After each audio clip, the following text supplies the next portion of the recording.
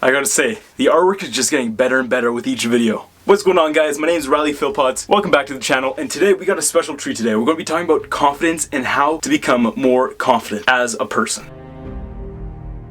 So let me just start off with saying this. I wasn't always confident. I always struggled with a little bit of social anxiety in school, especially junior high and high school. It wasn't until recently where I did eventually become more confident in myself, and I gotta say, it has changed my life. Nobody is born with limitless confidence. It's just, it doesn't happen. If someone seems to have incredible self-confidence, it's because he or she worked on it a lot. Confidence is something you learn to build up. It's a skill. And just like any other skill, you have to practice. Life is crazy, busy, and beautiful. Learning how to be confident is just part of the journey. So, let's just dive in with tip number 1. Be specific. What are you not confident in? First things first, you have to be specific. In order to tame the beast, you've got to name the beast. Where do you lack confidence? When do you feel self-doubt or just negative emotions in general? Once you get specific, it won't seem so daunting. You'll have something tangible to tackle. And for me, that beast I had to tackle was confidence in social situations. And I have to say, when I got my first retail job, I was definitely put in that position. I had to interact with people. My coworkers, customers, management. Oh God, management. It taught me a valuable lesson on just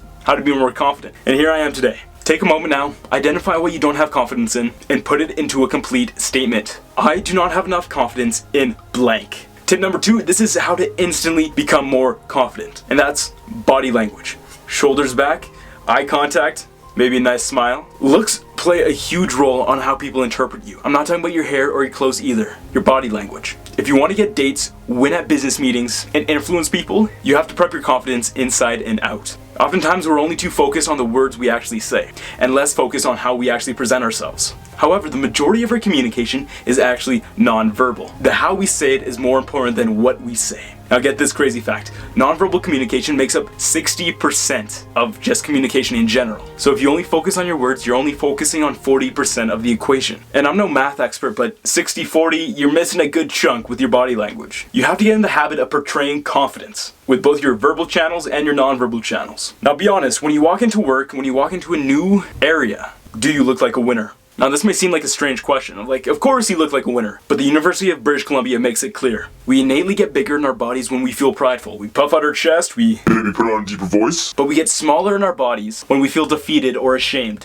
These researchers also observed partially blind and completely blind athletes at Paralympic events. They found that athletes emitted pride and also emitted shame in the same way across all the athletes, even though their vision was partial or completely gone. This study just confirms that nonverbal ideas aren't something we learn from seeing others win or lose. It's something that's innately coded into us. To look and feel confident, your body must show it. Now, the easiest way to do this is to claim territory. Now let me explain on this. Own your body and own your space. You do this by standing or sitting tall. Keep your arms loose by your side, or place one hand or both on your hips. Relax your shoulders down, open your chest. These expansive postures will show others that you're confident in yourself. Be wary of the complete opposite of this. Low power postures. Arms crossed, frowning, turtling your ears towards your shoulders. All signs of defeat. And we're not about defeat, are we? Now, some of you still may not be convinced. It's like, come on guys, what do I have to do to prove that body language is a huge part of confidence? Research published in Health Physiology found that participants in a mock interview who sat up straight with their shoulders back had a better mood and higher self-esteem than participants who had turtled shoulders and were looking down at the table. Now, I'll link all of these studies in the description below. Next part of the formula is eye contact. Whew!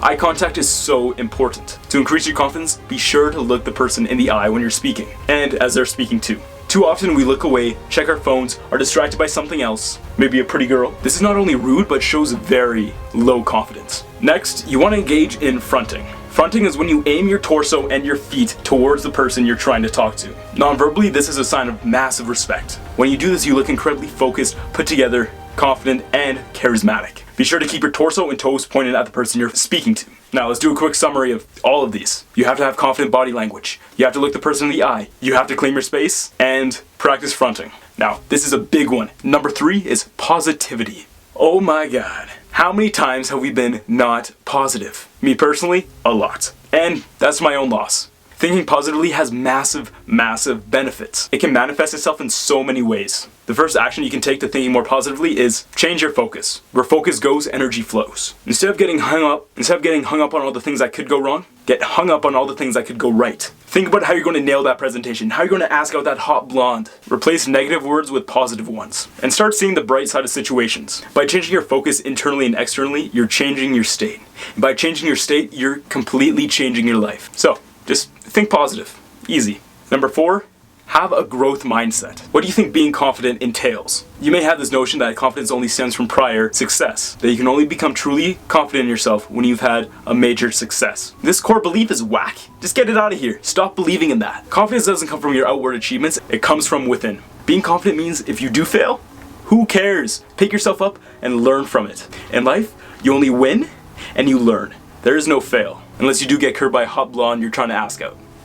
Just saying. When you start to take action on becoming, it's time to adopt a growth mindset and start to believe that you can learn to become more confident. Number 5 is be true to you. One of the surest ways to lose confidence is pretending to be someone you're not. Now, what's the best way to be confident? Be true to yourself. When you're trying to pretend to be someone else, your whole body resists it. You're not someone else, you are you. The more you can understand who you are and what you value, you will become stronger. When you stray away from who you are, you lose confidence because it's just not you. Now, you're asking, Riley, how on earth do I do this?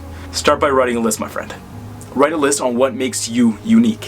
What makes you you? We've all done this in school, plenty of times. As grown-ups, we barely do that. We barely sit down and just think to ourselves, what makes us special? What makes us tick? Think about what you value and what's important to you. Number 6, stop comparing yourself. Oh God, stop comparing yourself. Nothing zaps your confidence away more than comparing yourself to someone else. Someone who's more successful than you. Someone who has more cars than you. Someone who has Gucci shoes. Lack of confidence comes from the gap where you are presently and where you think you should be. Imagine you're preparing to give a big presentation. You do your research, which includes watching some of the best speakers in the world, doing their TED Talks. Naturally, after watching those amazing TED Talks, you're going to feel inferior because you're not them. You are you. Just stop comparing yourself to others. Just stop. Now, if you feel a compelling need to compare yourself to who you were yesterday. Measure how far you've come. Acknowledge your wins and successes. And just finally, realize you're enough. Now, it sounds corny, trust me, it does. But this affirmation has a deep, powerful, subconscious effect. Now, for the next 21 days, I challenge you to say every morning, I am enough. I am enough. I am enough. Now, it feels like I'm initiating you into a cult, but I'm not. I'm initiating you into the world of becoming more confident. There you go. Now, the last thing I'll leave you with is just adopting a power pose.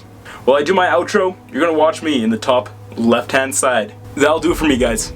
I hope you got some worth out of this video. I know that if I had this video back in the day, I would have been confident the day I watched it. Hands down. Leave in the comments on how you're going to implement these strategies, or even better yet, leave in the comments some of your own strategies to become more confident. But that'll do it for me. Philpotts, out.